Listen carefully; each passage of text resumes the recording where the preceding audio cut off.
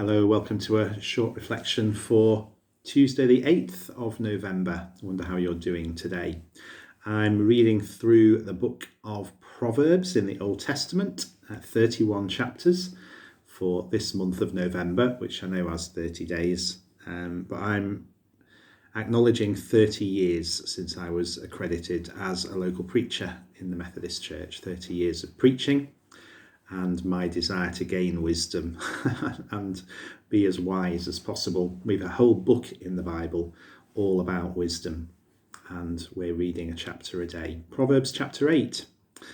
Wisdom calls out and raises her voice. She takes her stand at the crossroads.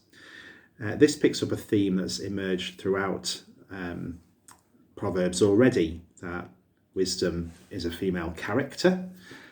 She has a voice and she shouts out aloud. She gains people's attention by being at the crossroads, helping people navigate choices that are before us. Gain prudence, set your hearts on it, listen for what I have to say.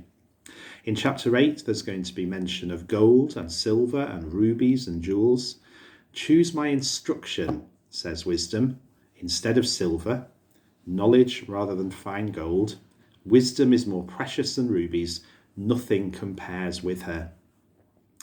Wisdom says of herself that all these things are hers. Wisdom, prudence, knowledge, discretion, counsel, sound judgment, insight, power, all mine. I love those who love me, and those who seek me find me. That's going to be repeated in this chapter, seeking and finding wisdom. And those who find wisdom gain riches, honour, wealth and prosperity. My fruit is better than fine gold. It surpasses silver.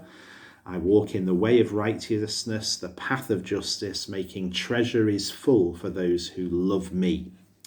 So there's abundant treasure for those who seek wisdom and find wisdom on the path of justice and righteousness.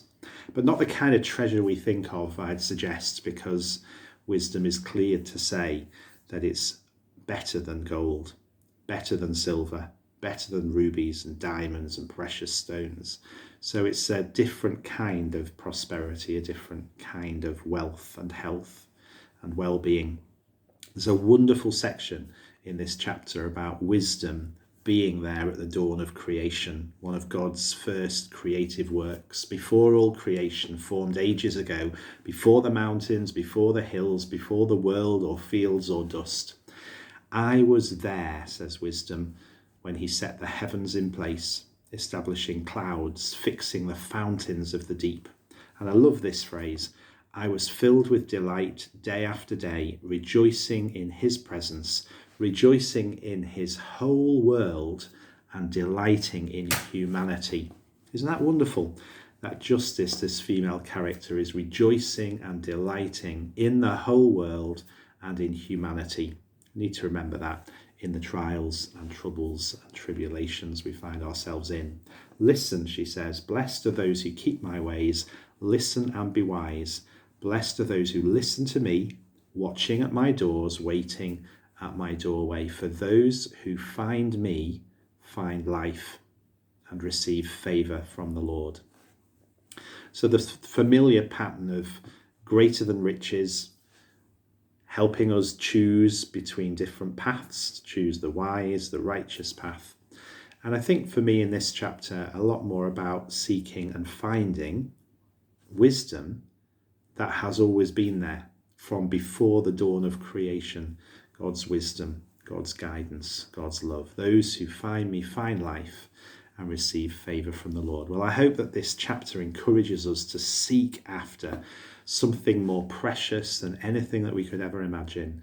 Direction, guidance, wisdom, prudence, knowledge, discretion, counsel, sound judgment, insight. It existed before the world was created and it's there to be found. Wisdom is still shouting aloud, hoping to get our attention.